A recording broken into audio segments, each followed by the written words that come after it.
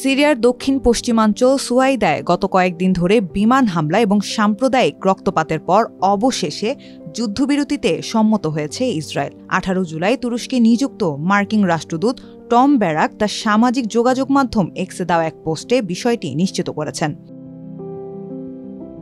মার্কিন রাষ্ট্রদূত জানান, ওয়াশিংটনের মধ্যস্থতায় সিরিয়া ও ইসরায়েলের মধ্যকার এই যুদ্ধবিরতিকে স্বাগত জানিয়েছে তুরস্ক, জর্ডান এবং সিরিয়ার প্রতিবেশী দেশগুলো। ওই পোস্টে তিনি আরও জানান, দ্রুজ, বেদুইন ও সুন্নি সম্প্রদায়ের প্রতি যুক্তরাষ্ট্র আহ্বান জানায় তারা যেন অস্ত্র নামিয়ে রাখে এবং অন্যান্য সংখ্যালঘুদের সঙ্গে একত্রে শান্তি ও সম্প্রীতির পথে একটি ঐক্যবদ্ধ সিরিয়া গড়ে তোলে। এদিকে মার্কিন রাষ্ট্রদূত যুদ্ধবিরতির কথা জানালেও এই ইস্যুতে সিরিয়া বা ইসরায়েলের কেউ এখন পর্যন্ত আনুষ্ঠানিক কোনো মন্তব্য করেনি। তবে নাম প্রকাশে অনিচ্ছুক এক ইসরায়েলি কর্মকর্তা সংবাদ মাধ্যম আল জাজিরাকে জানিয়েছে, দক্ষিণ পশ্চিম সিরিয়ায় চলমান অস্থিতিশীলতার কারণে ইসরায়েল পরবর্তী 48 ঘণ্টার জন্য সুয়াইদা জেলায় অভ্যন্তরীণ নিরাপত্তা বাহিনী সীমিত প্রবেশের অনুমতি দিতে সম্মত হয়েছে। এর আগে গত ডিসেম্বরে সিরিয়ার প্রেসিডেন্ট বাশার আল আসাদের পতনের পর অন্তর্বর্তীকালীন সরকারের দায়িত্ব নেন আহমেদ আল শারা।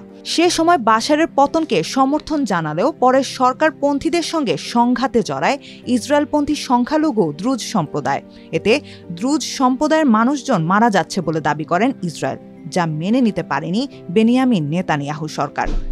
ইসরায়েলের দাবি প্রায় 10 লাখের বেশি দ্রুজদের বেশিরভাগই সিরিয়ায় সুয়াইদায় অবস্থিত হলেও ইসরায়েলের 1.5 লাখ দ্রুজ রয়েছে, যাদের নেতানিয়াহু ভাই হিসেবেও সম্বোধন করেন।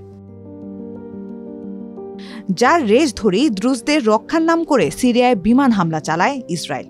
সবশেষ গত 16 জুলাই দামেস্কের কেন্দ্রস্থলে সিরিয়ার প্রতিরক্ষা মন্ত্রণালয়ে লক্ষ্য করে বিমান হামলা চালায় তেল আবিব। সেই সঙ্গে সুয়াইদা অঞ্চলে সিরিয়ার সরকারি বাহিনীকেও আঘাত করে ইসরায়েল।